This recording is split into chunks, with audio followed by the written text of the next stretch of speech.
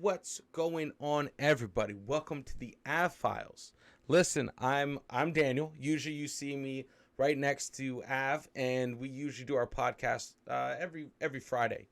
But we've decided to kind of split up during the week and give you these interesting, maybe stories that are kind of intriguing, things that we find.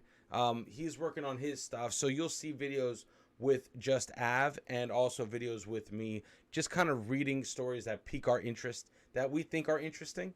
So check this out, guys. I was on the internet, of course, right? and and I stumble upon this freaking story that is unbelievable that I have to bring to your attention. Like I think we've touched on it, and I don't know, it went to the back burner and then got deleted, right? As stories do. So, check this out. I'm going to show you a picture on the screen, and you tell me what you guys see in the comments, right? So, here we go. It's going to be quick. Check this out. That is in the US. Now, if you guys said, "Dude, that's easy. I'm going to nail this. That's the Grand Canyon. 100%. You're right. It is the Grand Canyon. Well, let me tell you something about this enigmatic hole in the ground. It apparently houses Egyptian artifacts. Egyptian artifacts. Like that allegation just breaks everything that we thought we knew about everything. Why the hell are there Egyptian artifacts or claimed to have been Egyptian artifacts found in the Grand Canyon?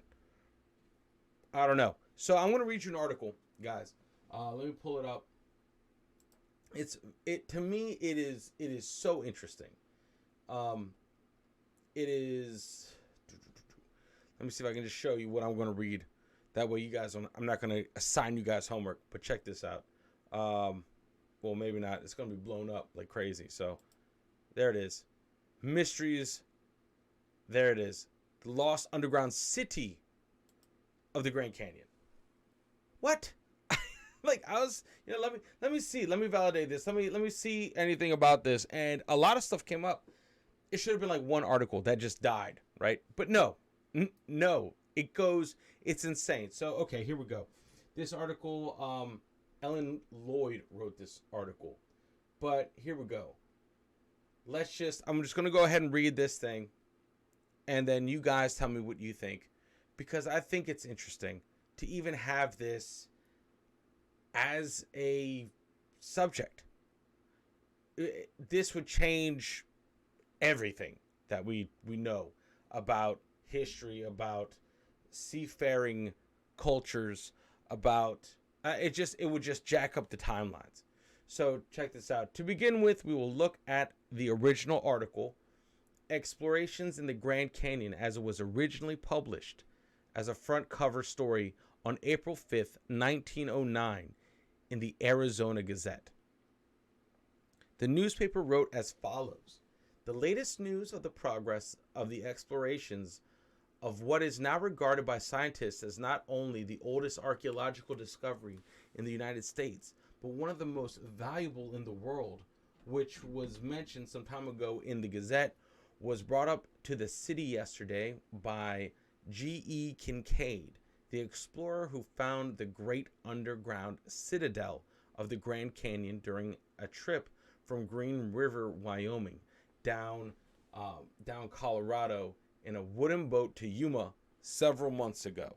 So this man wasn't even like on an expedition to find this stuff, right? He wasn't out, hey, I'm going to stumble upon some ancient Egyptian anything. He was just like, yeah, I'm going to take the river down from Yuma, as most people in 1909 did. According to the story related to the Gazette by Mr. Kincaid, the archaeologists of the Smithsonian Institute, which is financing the expeditions, have made discoveries which almost conclusively prove that the race which inhabited this mysterious cavern, hewn in solid rock by human hands, was of Oriental origin, possibly from Egypt. tracing back to Ramses.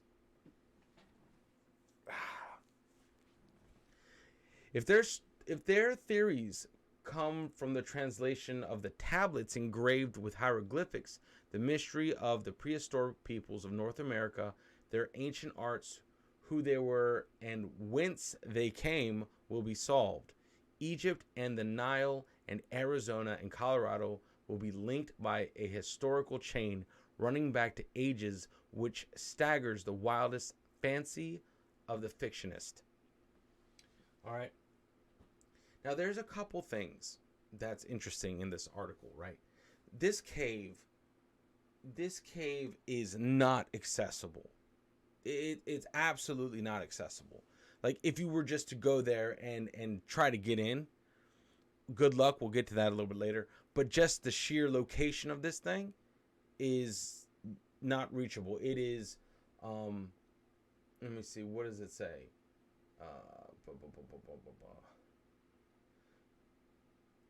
What is that? Mile underground, 1,480 feet below the surface.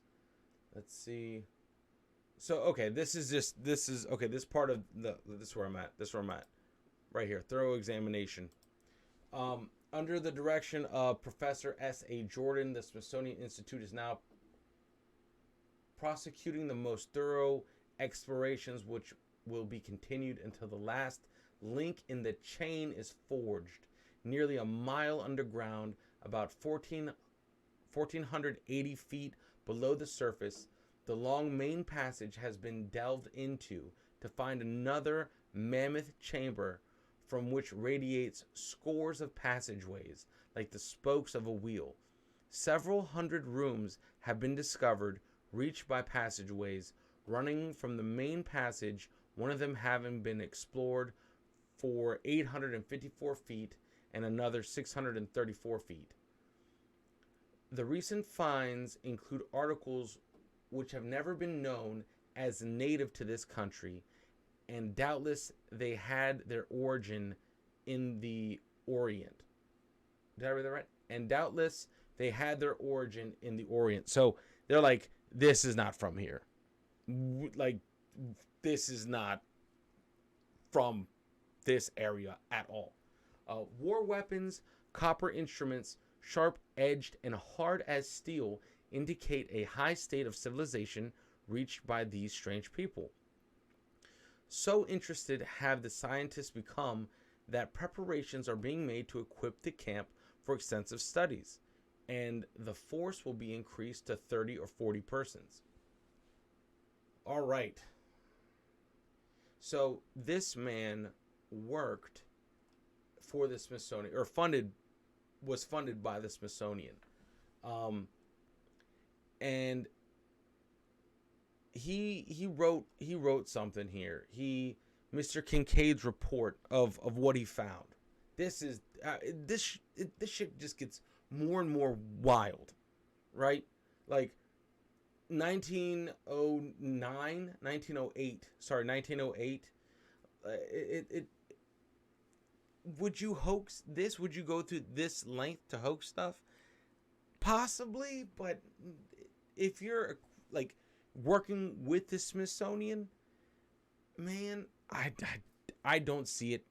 Nowadays, yes, I wouldn't believe nothing. But this is kind of like it's along the lines of it's insane enough where it is feasible. All right. So this is his article. First, I would impress that the cavern is nearly inaccessible.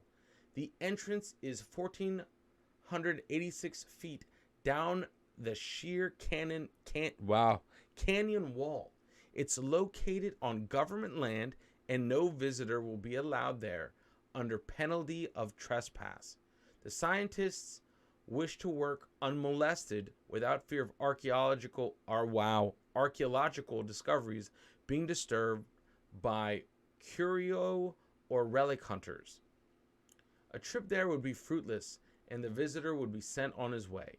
The story of how I found the cavern has been related, but in a paragraph. I was journeying down the Colorado River in a boat, alone, looking for minerals, some 42 miles up the river from the El Tovar Crystal Canyon. I saw on the east wall stains in the sedimentary formation about 2,000 feet above above the riverbed. There was no trail to this point, but I finally reached it with great difficulty. Above a shelf, which hid from view from the river, was the mouth of a cave. There are steps leading from this entrance some 30 yards to what was at the time the cavern. Oh, to what was. At the time the cavern was inhabited, the level of the river. So, okay, wow, I butchered. I butchered the periods in the commas. So basically, he went into the cave, which was at one point on the river level, right? River level, cave was there probably. That's what he's saying. Okay. Let me see. Where was I? When I saw the chisel marks on the wall inside the entrance, I became interested. Securing my gun and went in. During that trip, I went back several hundred feet along the main passage till I came to the crypt in which I discovered the mummies. Mummies in the Grand Canyon, dude. Which is not insane. They've discovered mummies or people that have been mummified in Peru, up in the mountains. One of these I stood up and photographed by flashlight. I gathered a number of relics which I carried down the Colorado to Yuma, from whence I shipped them to Washington with details of the discovery. Following this, the explorations were undertaken. All right, now, guys, this man goes into detail about what he found. All right, about what he found, and honestly, it's right. There's so much more. There's so much more. This is not a podcast episode, so if you want us to dive deeper down this, hashtag in the comments podcast, and we'll do a deep dive on this.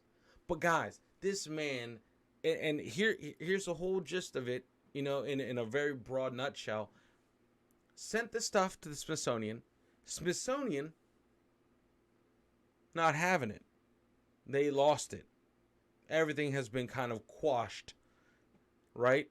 They're like, no, that might rot the boat. That's one of the theories. Another one of the theories is this is all just one big ass hoax. But then you think about it. Does the Smithsonian withhold stuff?